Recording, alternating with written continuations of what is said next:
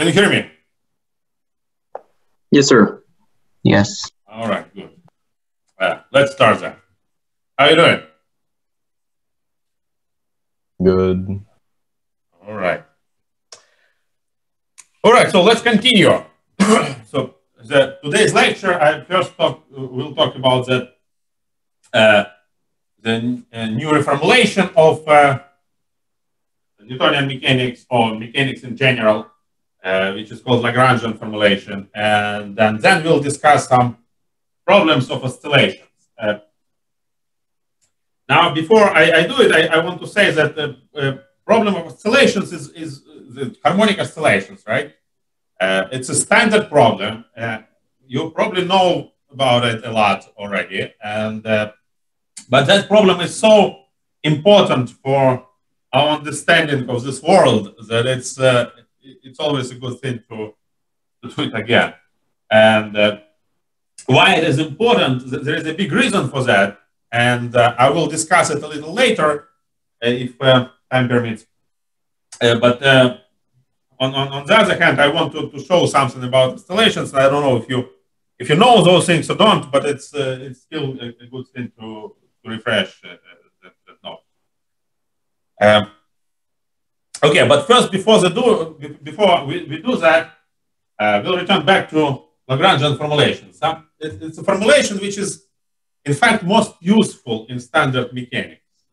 It's again, it is transferable to quantum mechanics, for example, but its use in quantum mechanics is very tricky, and it actually was done by Feynman, and it requires integration of by path integrals and so forth. So a typical start of quantum mechanics is using Hamiltonian, but then you develop some intuition, some, I don't know, mathematical abilities studying it, and then it goes to Lagrangian formulation, it's a path integral formulation, and then that path integral formulation is what is used in quantum field theory most of the time. So it's sort of all of those kind of formulations. They're in normal mechanics, they're completely equivalent, and they're always completely equivalent to each other. But which problem is easier to solve with which formulation depends on the problem. And it turns out that in many cases, one of them is working, like Hamiltonian formulation is the best way to do. In other ways, Lagrangian formulation is another better way to do. But both of them provide different view on the world. And those views must be equivalent. And that's a statement already. So you can check the same problem, how it looks like from different points of view, and maybe build some intuition on that ground. And it's actually it's very useful thing to do if it is possible. In many cases, one formulation is possible, the other is really tricky, and some with other problems is the other way around. So anyway, what we learned last lecture was the idea of a functional, right? And so your function describes to each function a number. So if you are a functional, I give you a function, you give me back a number, right? And there is a way to write the typical majority of the functionals, and for example, then and that way is, for example, can be written this way. So it's functional which acts on functions, right, and needs to provide a number, and that number is computed by this way. There is another function L of two independent variables, right? And inside that function, instead of its independent variables, we substitute the derivative of our function, and instead of the second variable of function L, we substitute the function itself, and then what comes out of here, it's a function of x, and we integrate it over x from xa to xb, right? And that's a number, and so it's a rule. What's written here is the rule how to give a number for a given function, right? Remember that? Yes. Okay. And in this, after we define that, it's a functional. It's a definition. It just tells you what to do. And I really want you to get that under your skin. That all the mathematical formulas tells you what to do. There is nothing else in there. So instead of saying all these words like blah blah blah function first, I just write this expression, and it's a much shorter and much more concise and precise way to tell you what to do. If you have a function, so you have a functional, so you have this function L and those two numbers. I give you a function, you substitute, you do exactly what's written. You take this function, you substitute instead of first argument the derivative of function f, and instead of the second derivative, then you take integral and give and have a number. It simply tells you what to do. There is nothing else here. But then we can ask the following question. So if we have a given functional, so we have that L, and we have that number xa and xxa and xb, and we have also boundary conditions. So that we only consider functions which have specific value on the boundaries of this interval. This is interval from xa to xb. On the ends of this interval, this function must have specific values, but it can be absolutely arbitrary in between. Well, it's arbitrary, but of course I need to take derivatives, so it must be differentiable, and then the resulting integral must exist, and so forth. Given all of that, it's still huge number of functions, which typically would give you a sensible answer for this integral. So if you consider only functions which satisfy these boundary conditions, is given fa and fb on the boundaries of the interval, then I can ask the following question: out of all the functions which satisfy the boundary conditions, and smooth enough, what function gives me the minimum of this function? Right? That was the question which you want to ask, and it's such minimum can or cannot exist, right? There are situations when minimum does not exist. You can go somewhere and it goes smaller and smaller and smaller. The same as with normal functions. A given function on a given interval may or may not have minimum, right? It can go to minus infinity, and then it doesn't have at some particular point, and then it doesn't have any minimum whatsoever. So it may or may not exist. So it's not necessarily given that any arbitrary functional will have a function which minimizes it, right? But we want to we assume that it's there is a minimum, and typically from physical point of view, from understanding what that functional is supposed to describe, we can be sure that it has a minimum.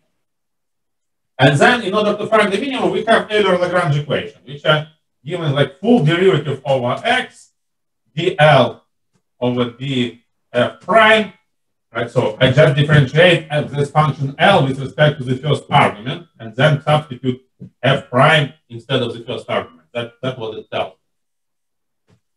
Must be equals to dl over df.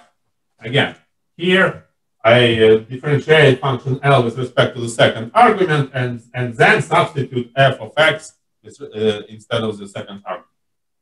Right?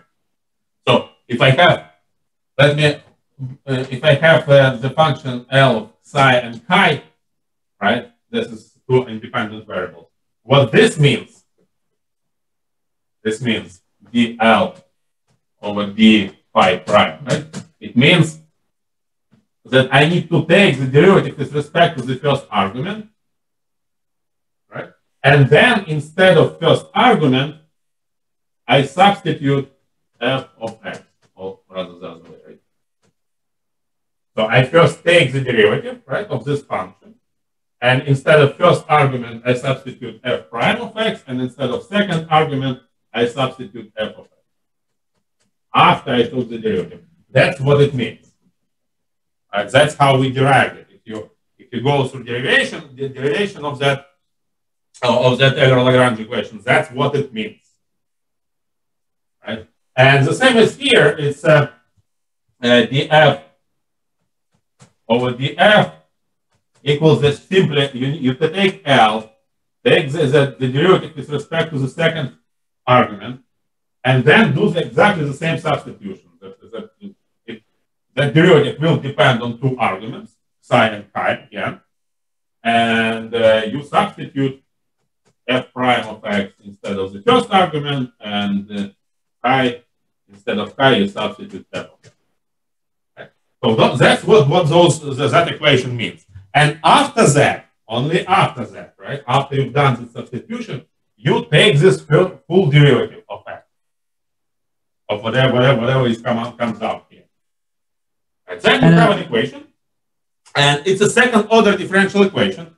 It will be second order differential equation simply because this derivative, right? After this, that's what we do. So after that substitution, this derivative will have f prime of x inside it, right?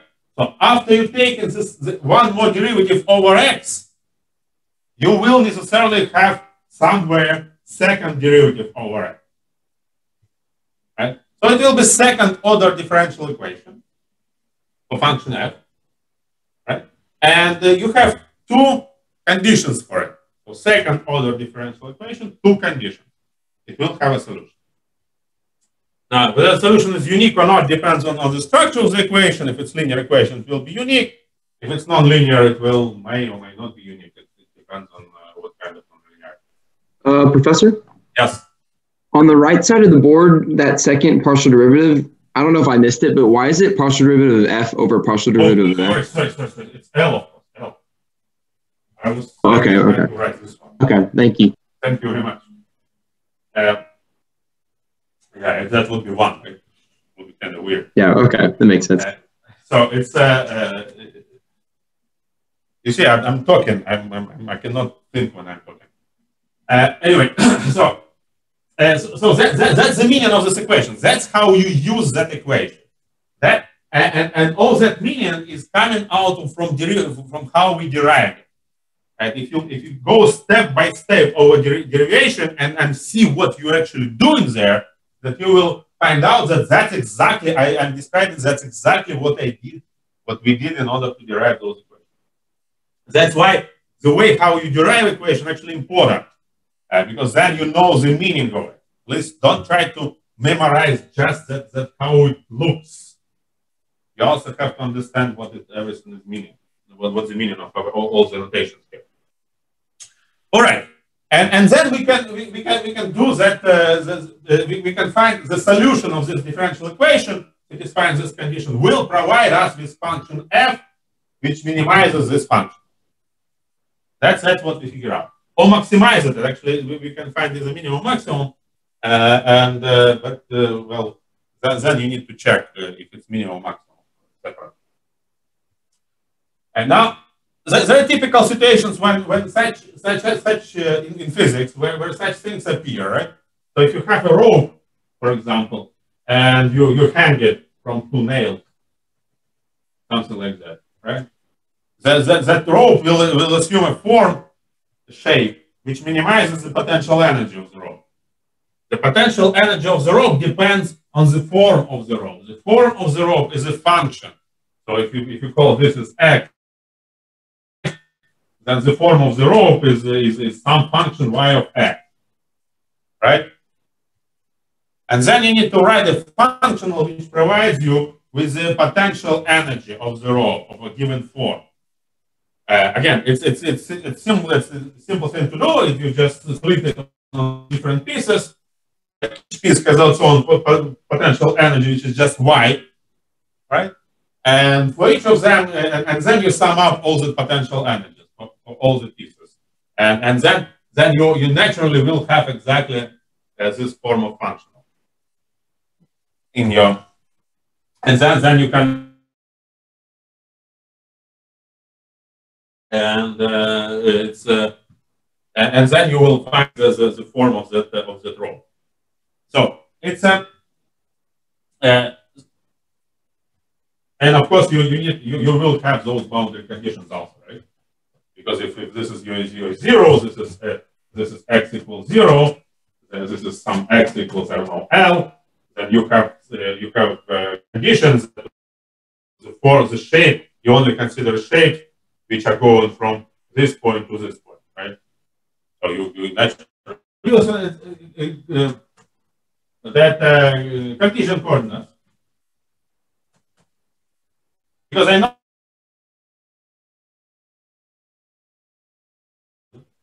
and if I know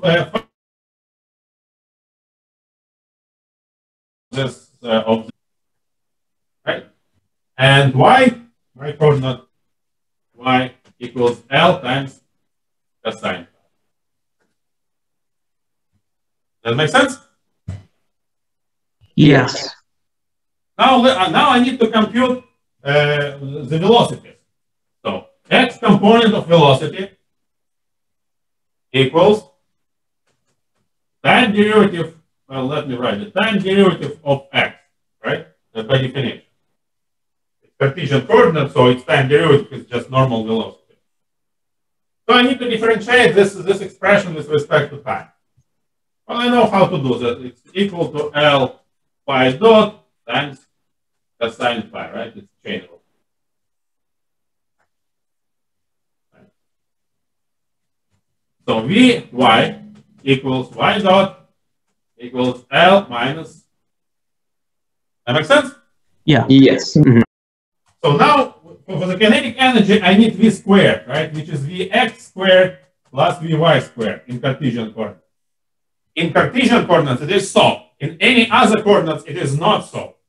That's why Cartesian coordinates, that's why I write everything in Cartesian. Right? So in Cartesian coordinates, that's what I have. And this is actually metric tensor, which we discussed before. And so I need to take the square of this and take the square of this.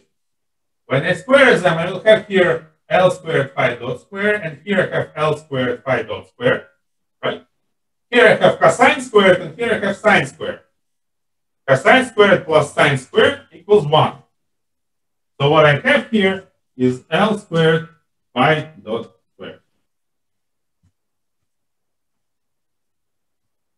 Right? Yeah. So from here, I see that kinetic energy for this system equals m L squared divided by 2 phi dot square. Okay, that's kinetic energy. Now I need to write the potential energy for the system. So let me write this out because I don't need it anymore. And the potential energy, in order to define potential energy, I first need to tell you what is my zero potential energy. And it really does not matter which point you take as zero potential energy, right? But it must be defined. It doesn't matter which, but it must be there. So if I take that the potential energy of the bob to be zero exactly here, then my potential energy is just this mg times this height, right? And this height is so the potential energy equals mg, and this height is L minus L times cosine phi. So it's L1 minus cosine phi. That makes sense? Yeah. Yep. So my Lagrangian is, well, I don't use this either. So let me write Lagrangian here equals m L squared over 2 phi dot squared minus m g L 1 minus cosine phi.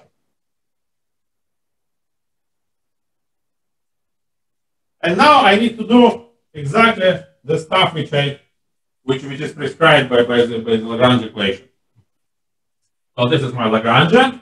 It depends only on the generalized coordinate phi, my generalized coordinate, and on the generalized velocity phi dot, and that's it.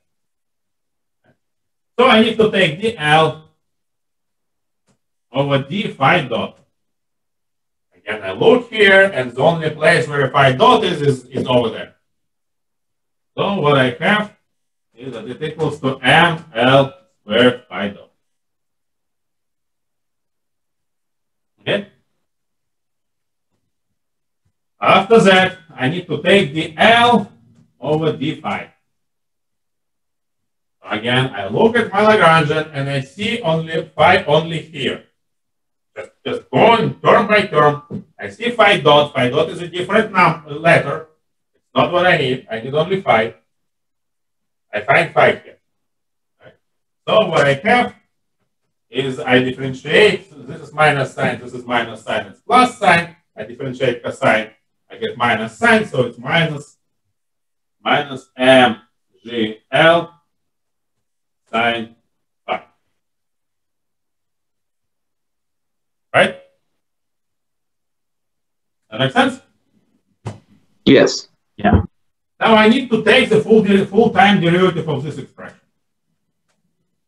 Right, so I look at this part and I see that m is time independent, L is time independent, the only thing which is time dependent is phi dot, so it becomes phi double dot. Right? And my equation of motion then is m L squared phi double dot equals minus m gl sine phi.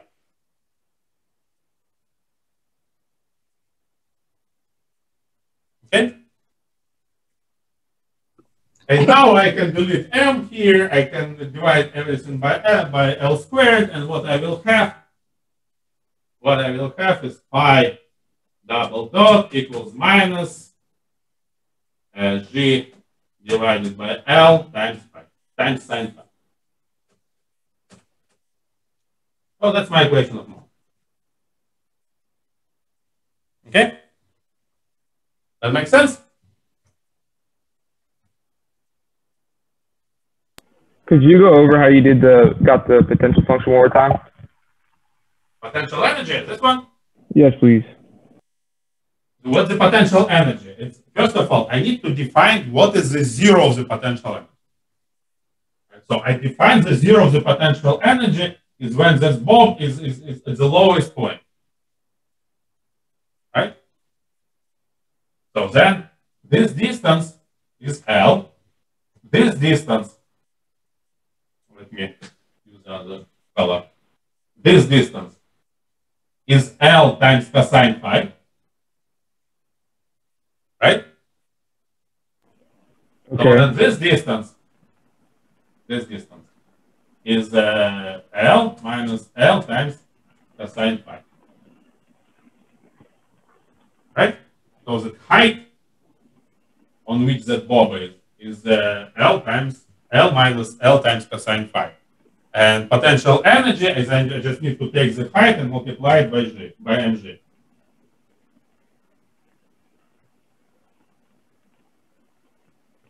That makes sense? Yes, thank you. So if you take all out, you get exactly.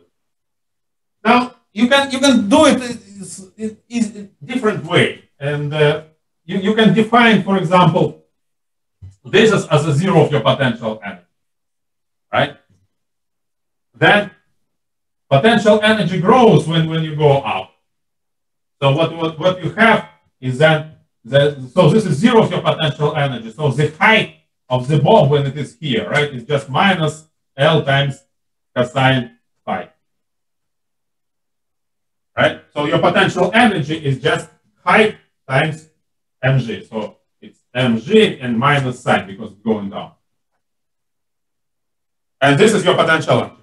If you use this potential energy instead of what I wrote here, you'll get exactly the same equation of motion. You can try. Dr. Abhinav? Yes. With I guess would the problem have to specify when we're solving our differential equation if we would approximate for sine of phi, or would you want us? Just a second. I will never ask you to solve this equation. All right? Because that would be stupid of me. Because I know its solution. It's elliptic function, and it tells you nothing, right? That it's elliptic function, right? You're saying you know with what this? elliptic function is? Yeah. Are you saying with the, like, if we use sine of phi, because like usually, like I remember in previous courses like in E&M and stuff, it just, we would approximate it for small angles instead of. All right. So look, I'm precise in what I'm saying. This equation does have a solution. This equation, without any approximation. The solution is called elliptic function. You don't know what elliptic function is, do you? I don't remember on top of my head, but I remember what. Well, you probably don't know. I don't, for sure. Well, I know a little bit about them, but it's a huge science what elliptic functions are and so forth. So it's basically nothing. Just saying that the solution of this equation is elliptic function is for normal person tells nothing. So it's just a name, right? You don't know its property, so it's neither do I. But they're very beautiful. And anyway, so it's kind of idiotic then to solve this equation, simply because you find some special functions, and if you're not specialist in those special functions, it tells you really nothing. So the easiest way is to linearize it indeed, and then we know how to solve it. And I'll do it a little later. So, but trust me, I will never ask you to solve any equation like this. It's a very, very complicated equation. Okay? I'm not going to ask you. So it's but elliptic function, if you want to learn what elliptic function is, that's a different story. They're very beautiful. Okay, so that's by the way, I want you to recognize that I just solved for you the one of the homework problems. That's exactly the homework problems which I gave you. Right? And again, I do it. It's not because I don't know what my homework problems are. I do it just because my aim is not for you to become a specialist in all those in the Lagrangian formulation. So, but I really want you to take the solution which I just presented and do it step by step yourself to understand how it is done. All right, so you know that you will know after that it is possible to do that. It's not just some words or some magic which I'm doing here. It's actually a very simple set of steps which you do and you got an equation. I really want you to do that because that's the aim of that class. That modern physics is not magic. It's actually quite well defined stories, quite well defined like procedures, and then all of that. I want you to do that just to learn it, right? That makes sense? Because if you just copy what I've done in your homework, that will give you nothing, really. It's a waste of your time. Don't do that. Try to understand it. Try to do it yourself. All right. So, and there are a bunch of other problems of that kind which you can solve. And if you will take, for example, my class on fall in spring and analytical mechanics, that's exactly what we do there about half of the time. And so you can, for example, do it. I don't know. Say that you have a pendulum, and then you attach a spring here, like this. So the pendulum now moves with a spring attached to it. Exactly the same thing. You introduce your generalized coordinate, which is in this particular case will be again phi, and there's this angle and this angle, because this angle completely defines the position of everything here. And all you need to do is to write kinetic and potential energy for the system. And now you have potential energy of the spring also added there. So you write the potential energy of the spring and the pendulum, kinetic energy of the pendulum, write Lagrangian, do exactly the same thing. You got the right, you will get the equation of motion. You can do different problems. I don't know, have a cart like this and put a pendulum on top of it, right? and write equation of motion for that. And of course, masses are given here, big mass, here small mass. Again, now in order to describe the position of the system, you need to introduce two coordinates. One of them will be the position of the card, let's call it x. And the other is position of this pendulum, phi. Right? So you see that if I know phi and I know x, I know where my system is. I can reconstruct it after, right? So all we need to do now is to write what is the kinetic energy of the system, what is the potential energy of the system through that phi and x. Write Lagrangian, write exactly after that, the procedure is exactly the same. You do it, all the derivatives, and at the end you get the equations of motion. In this particular case, you have two degrees of freedom, so you will have two equations. That's all. But now notice that those two phi and x, they are neither Cartesian together, right? One of them x is Cartesian coordinate, but the set of the coordinates x and phi cannot be called either Cartesian or polar or whatever. It's just a set of numbers which describe my system. That's all I need. And that's exactly why it is so powerful mechanism, that I really choose the system as coordinates, a set of numbers which are easy for me to deal with. After that, I know that there is a prescription how to write equation of motion in this chosen set of coordinates. It does not involve anything more complicated than taking derivative.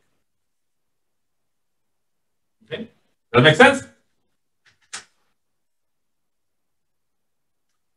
That make sense? Yeah. So just to make sure I'm getting this right, you're saying that like it would only focus on the coordinate system that we would be choosing. So like, for example, like we have the pendulum attached to the cart, we would only be focusing on the pendulum? No. You must use all of them. There is x and there is phi. So those both of your coordinates. You need to know two coordinates in order to completely describe the system. Okay. Okay. Right? So the major difficulty here in reality is to write the kinetic energy of this pendulum. Because the kinetic energy of this pendulum also involves x dot. Right? Yes. Even if phi is not moving, when things is all moving, the pendulum still has a kinetic energy. So, but again, it's the same trick which I used here. It's basically the same story. You just really at some point when you do many of those problems, at some point you understand that you're doing the same thing all the time. And it becomes, and at this point you understand that how simple the story is actually. Because you really don't need to think. You just write kinetic energy of the pendulum, write kinetic energy of that mass, write the potential energy. There is no potential energy here for the card. There is a potential energy for pendulum. You write those equations of motion. You write it Lagrangian. Done. Because after all you need to do is just take some derivative. And even to find the kinetic and potential energy, in reality, what you need to do is to take some derivatives and some algebraic manipulation. You really don't think. I always tell students that when you try to do Lagrangian mechanics, the most important part is stop thinking. Because it's very well prescribed procedure. You just do it and you got the equations of motion. After that, you need to start thinking and think how to solve them, if you want to solve them. But if you just want to write equations of motion, it becomes really a trivial part. And that's why, because it's so simple, that's why we actually can go deeper and see what else can we do. And it turns out that in Lagrangian language, a lot of things are formulated, a lot of conservation laws are formulated much easier. Moreover, you can actually write, using Lagrangian formulation in quantum field theory especially, you can actually write a theory which quite uniquely, in many sense, which will respect some conservation law. So, for example, we know experimentally the charge is conserved. So we need to write that electromagnetic theory as such a series, energy is conserved, momentum is conserved, and charge is conserved. Right? So those are three conservation laws which we need to write a series of. And it turns out that there is a unique way to do that. Okay, and from Lagrangian point of view, those conservation laws can be incorporated in the system right from the beginning. And after that, we will have Maxwell equations just by as earlier Lagrange equation. I will not do that procedure. It's a bit more complicated than mechanical mathematics, just a little bit more complicated, a little bit more cumbersome.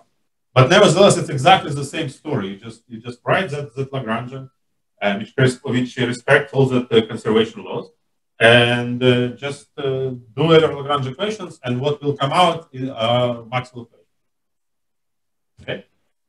Moreover, you can do the same thing on the quantum level, and it will also give you the correct quantum mechanical equation. So it becomes because it's so universal. You write just some scalar function. It's so universal that it becomes much easier to analyze and to predict what it will do or construct. The Lagrangian, which will give you equations with given properties. Then properties are guaranteed, like conservation. So instead of thinking about like what's going on, all you need to think about is some different conservation laws, and that actually turns out to be a lot easier thing to do and to notice experimental laws. All right, so that's a Lagrangian formulation. That's it. There is not much else there in mechanical system. All you need to do is to write a Lagrangian, and Lagrangian is kinetic energy minus potential energy. And the most important part about it is that there must be no momentum, only coordinates and velocity. It's a function of coordinates and velocity. Generalized coordinates and generalized velocity. All right, any questions? All right. Okay, so now it's the second part of this lecture. It's about oscillations, and particularly harmonic oscillations. Now I want you to, first I want to say why it is important. Why it is such an important point in physics. It is very important point also in engineering, right? Because you're in like a lot of things in engineering, like electronics and so forth, they're sitting on top of some harmonic oscillator. And it's something which you always like dealing with, like in amplifiers and filters and whatever, clocks and so forth. So it's a standard thing, right? But it also turns out that it's very important for our understanding of what's going on, of nature. And the reason for that is actually very simple. Let me try to do it in 1D, but I'll talk. But it's clear that it's exactly the same story in any number of dimensions, any number of particles, any system you consider whatsoever. So let's imagine that you have some potential, right? And remember, you have some potential function. This is x, this is your potential. Right? And now you take your particle and you let it go with some initial condition, some velocity, whatever. So it starts traveling with some, and we know how to compute everything there and how to solve this problem. And but we didn't. Well, if energy is conserved, right? But in reality, any physical system has dissipation, right? Which is not is a Lagrangian or Hamiltonian formulation. We cannot introduce dissipation easily there. But we know that in physics and in any physical systems, there will be dissipation. So dissipation means that energy, remember that energy was conserved, right? So the particle was moving somewhere with conserved energy. Now, the energy will be decreasing with time. So if this was the level of energy to begin with, and particle is moving somehow, whatever it's doing, its energy will start decreasing, right? And it will decrease. Eventually, the energy will be here, and the motion will start be, if particles turned out to be at this point when the energy decreased, turns out to be in this well, it will start to oscillate here. It turns out to be, if it happens in this well, it starts to oscillate here, right? But energy will keep decreasing and decreasing and decreasing, right? It's dissipation. So that energy will decrease up to the point where it cannot decrease anymore. And this is the minimum, either this one, or whatever else the minimum. Right? That makes sense? Yeah. So it means that if in any real system, if you start some motion, that motion will decay after some time, and what you will find is a particle in the minimum of your potential. And if I say it this way, that it really doesn't matter that should like in typical solid state. Still, the system will dissipate energy till it gets the minimum. And energy is kinetic energy plus potential energy. The minimum of kinetic energy is 0, right? Kinetic energy cannot be negative. And so what you will find after some time, if you wait up long enough, right? It's a system which is not moving and it's sitting at the minimum of the potential energy. That makes sense? Yeah. Now, I said that waiting after some time, right? Now, in reality, in many systems, like solid state, for example, like a piece of metal, that after some time, that time sign, that long time there is like, microseconds, femtoseconds, something like that, something which you cannot actually observe. So the system decays to its minimum very quickly. So every time you observe something, you actually observing it when it is at the minimum of the potential. But every minimum, right here, it can be approximated if that shift is not too large, right? Again, the system is here. We want to observe it, right? Observing always means disturbing the system. Remember that story about the empty space, and we needed light to actually observe something. We needed some interaction. But we always try to observe system in its pristine state. So we always try to minimize our interaction with the system. It still exists, but it's very small. If it is so, then what we are observing is actually motion or some dynamics of the system very close to its minimum. Right? That makes sense? Yes. Mm-hmm. But if it is close to its minimum, then close to its minimum, any function can be approximated by the parabola. There are some corrections to it, but that's the first step, right? You approximate any function because you're close to a minimum, you approximate any function with parabola. But this is exactly the potential energy of an oscillator. Right? Of a harmonic oscillator. Yes. So what it means is that when we observe in a system, we actually observing it close to its minimum, and it doesn't really matter what the system is, and then it can be described as a bunch of collection of some harmonic oscillator. So that's why the harmonic oscillator is always the first step to describe something. You describe it first, any system, as a bunch of harmonic oscillators. Now, what exactly oscillates and so forth depends on the nature of the system, but nevertheless, it will be some sort of set of harmonic oscillators. And the first step is to understand how they move around. There is one more thing about it, about this this argument, which I sort of glanced over. The system can stop here, but it also can stop at the maximum, right? There's no force here also. Because the derivative here of potential energy is also 0. But now there is a theorem which is quite an interesting theorem in quantum mechanics and in classical mechanics, which is called the dissipation fluctuation theorem. And it tells you that if you have dissipation, you will have fluctuations. They are connected with each other, either through temperature or through quantum oscillation.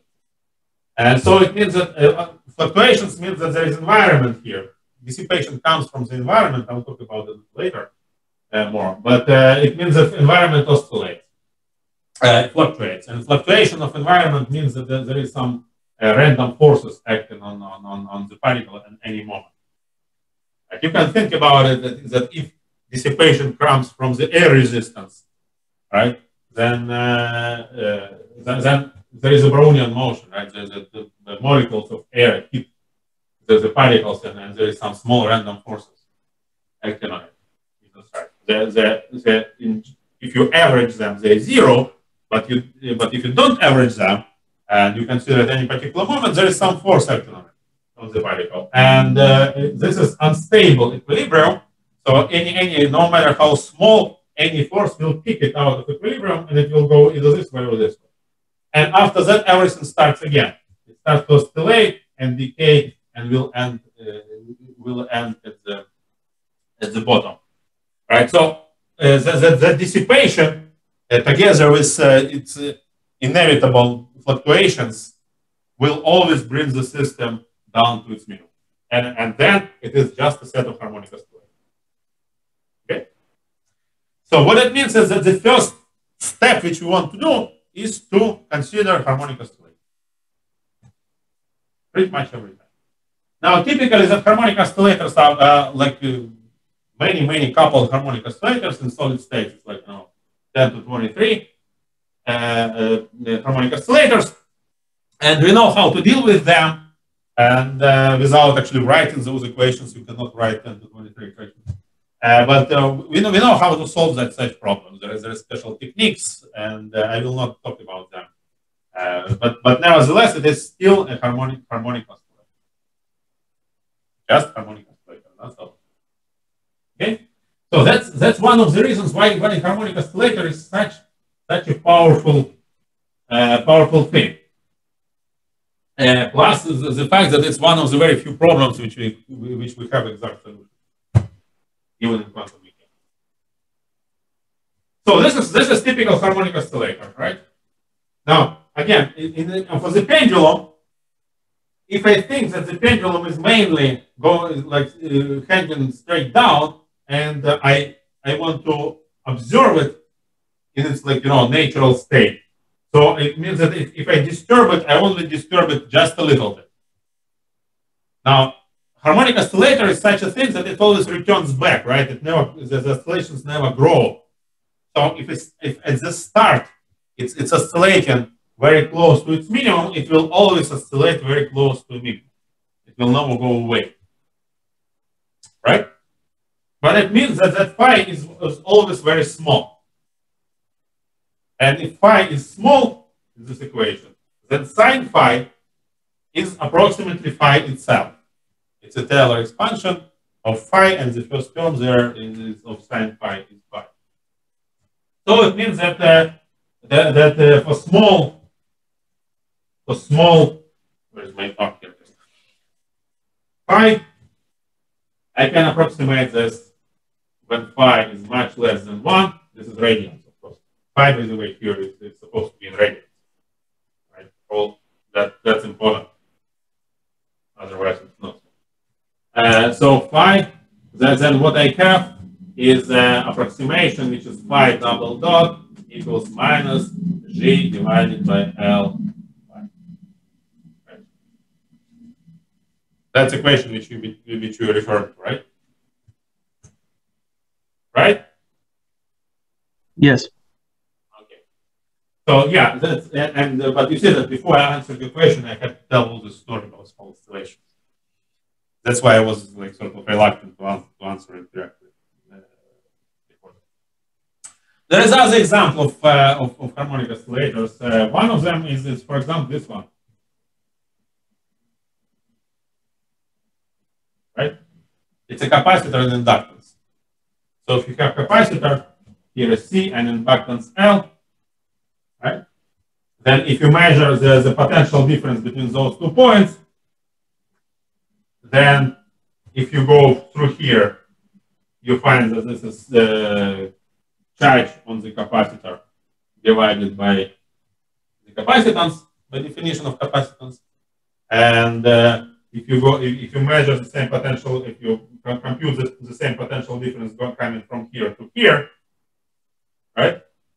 Then what you have that this is minus L di over dt. Right? It's a potential difference on the inductance, where I is the current. Now notice that it's potential difference, right? So if I compute it this way, I have one answer. I compute it this way, I get the other answer, right? And they must be equal to each other. Why must they be equal to each other? Because it is potential, right? So if I go all the way around, the potential difference must be 0, right? Yeah. That's definition of a function. Right? That's what we were studying it when we were talking about conservative forces.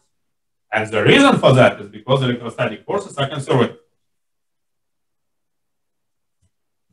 All right, so that's my equation, and now I need one more equation which would connect Q and I. But current is just time derivative of a charge, and because there is nothing else here, it's the time derivative of charge Q. So what is written here is time derivative I is time derivative of charge Q, and it means that this is just Q double dot. And so what I have now is that Q double dot equals minus 1 over LC Q. That makes sense? You're supposed to know this better than I. Majority of it.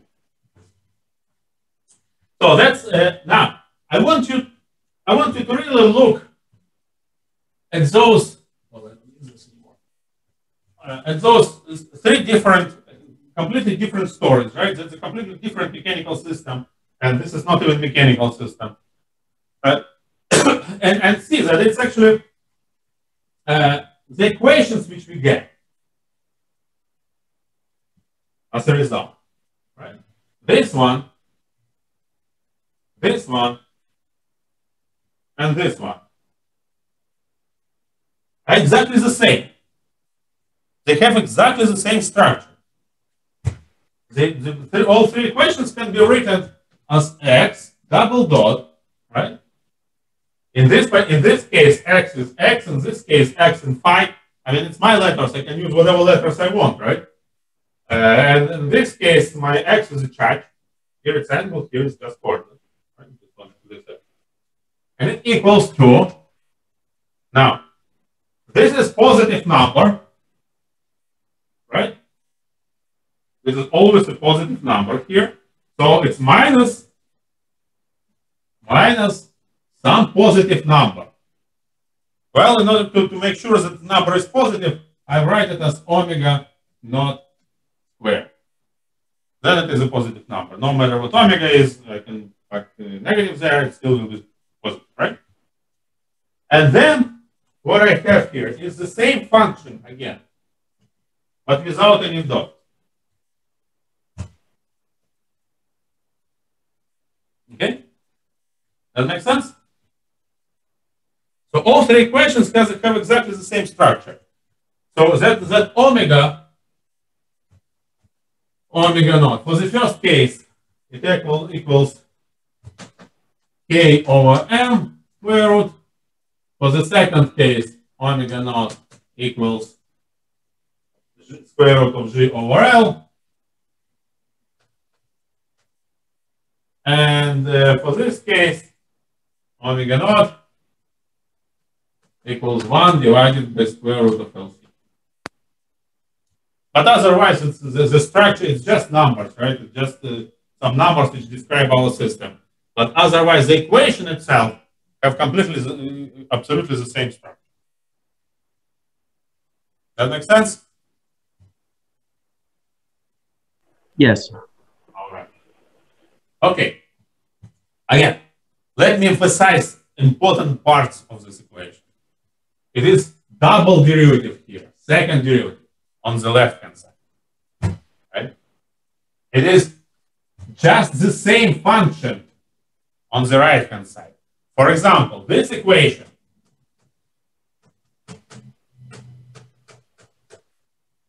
when x is cubed is not a harmonic oscillator at all. It will have completely different solution, and that has nothing to do with harmonic oscillation.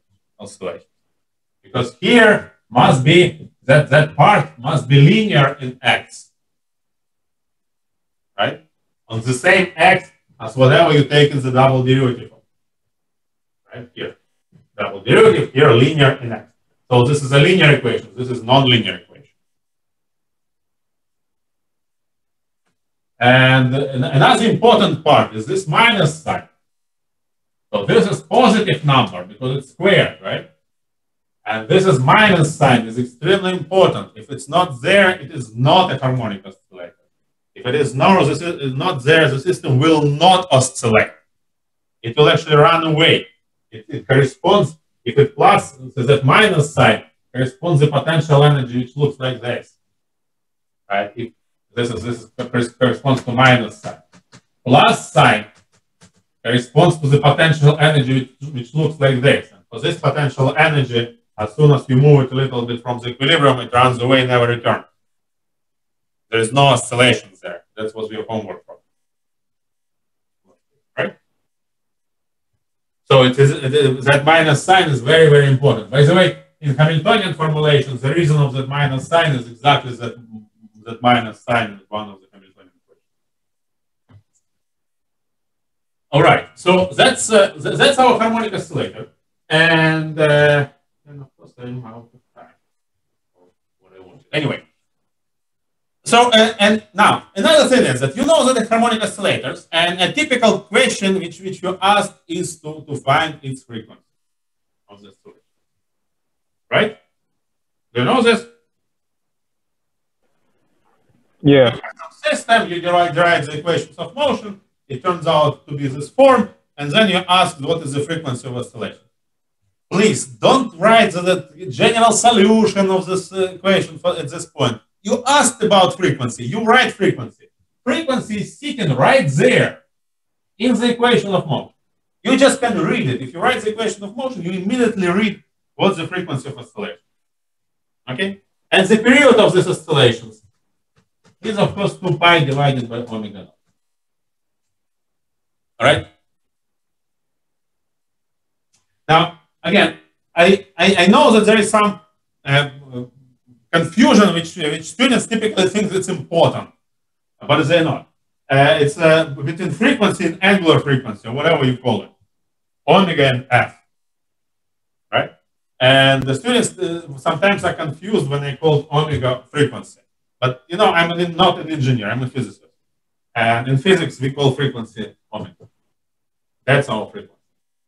Okay? I know that there is another frequency, f, which is hertz and 50 hertz, whatever. And I know about its existence, but we don't use it very often. It's very rare when physicists use that f letter, that frequency. Typically, when a physicist calls about frequency, talks about frequency, he or she talks about that angular frequency. Okay? But anytime, all the time, I will, when I have that angular frequency, I use some Greek letter. And typically it will be omega. If I use f or something like that, it's normal frequency. But I will always try to make a distinction. Okay? But if I don't make distinction and talk about frequency, I'm talking about the omega. All right, so if you ask only about the frequency, you just read it off from the equation, right there. You don't need to do anything else. That's the frequency, and it's good enough. But you can be asked about the solution of that equation, and in order to find the solution, you of course need initial conditions. So typical initial conditions tell you that x at t equals 0 equals x naught, and the second initial condition says velocity at t equals 0 equals v naught, right? And velocity means x dot, right? In this case. So again, I don't want to write velocity because in case of the circuit, it's the initial current, right? Which is velocity in some poetic sense, but in reality it's a current. All right, so initial value of the function and initial value of the derivative of the function, time derivative. All right, the general solution of this equation can be written in different ways. And one way is A. Well, let me use the same notations as I use in my lecture notes. A multiplies sine. Okay. A sine omega naught t plus B cosine omega naught t. Right? There's one way to write it. Solution. There is another way.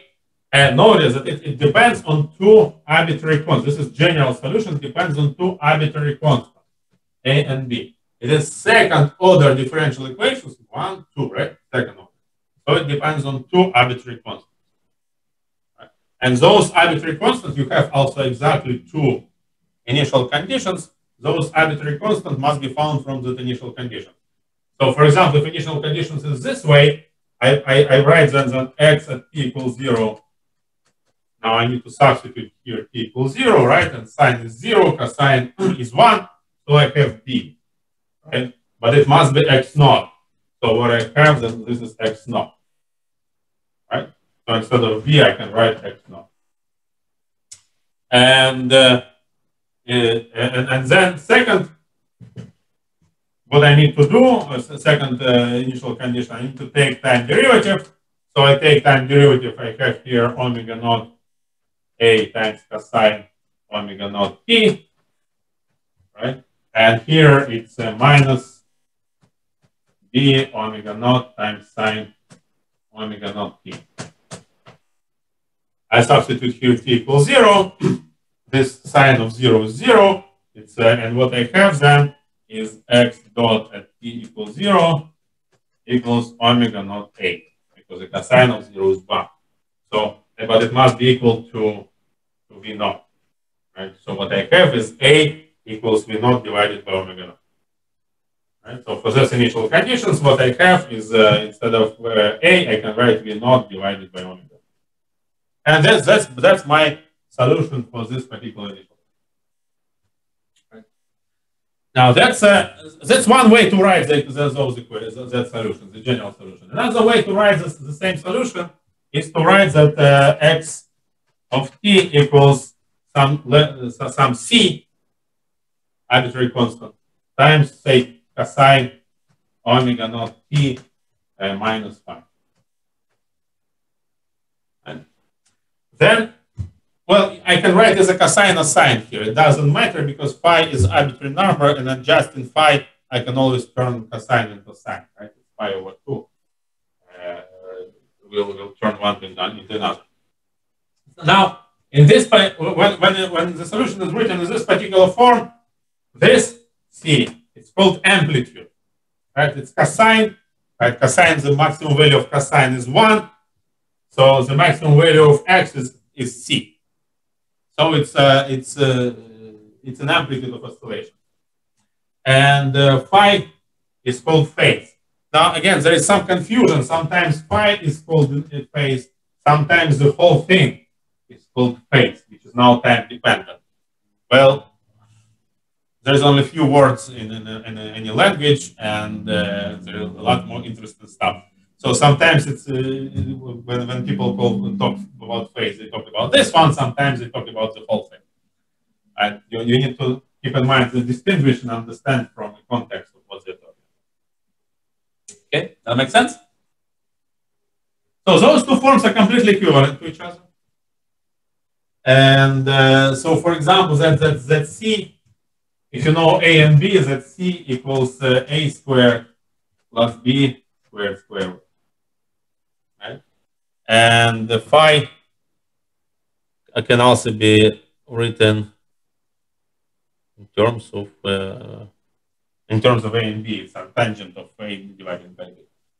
And again, I am out of time, so I cannot explain how to go from one to another. But if you read my lecture notes, I actually wrote there. It's the best way to do that, the easiest way to do that kind of calculations. Actually, the easiest way to do any trigonometric calculations is to use Euler identity, Euler formula.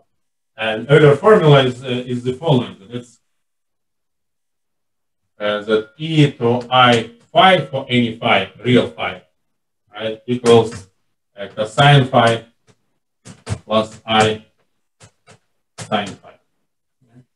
That formula, if you use it to derive some trigonometric identities, it's the easiest way to do, and including this this particular one.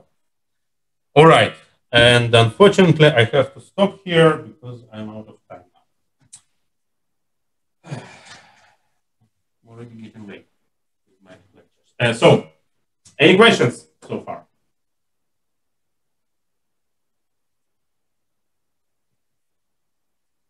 Any questions?